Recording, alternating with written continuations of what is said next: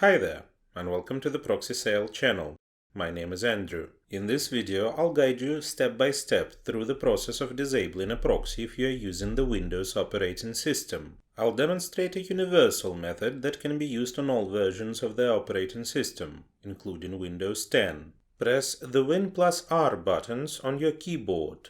Type inetcpl.cpl in the Run dialog box and hit Enter. In the Internet Properties window, select the Connections tab. Then select LAN Settings. If you previously set a proxy and it's currently active, disable it and click OK. If you haven't set a proxy before, you can do so by specifying the IP address and port number.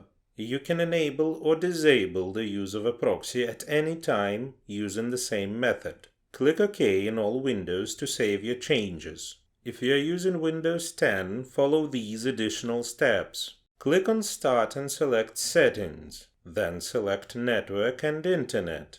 In the window that opens, select Proxy. If a proxy was previously set, disable Use a Proxy Server. To set a new proxy, enable Use a Proxy Server and specify the IP address and port number. Click Save to apply the changes.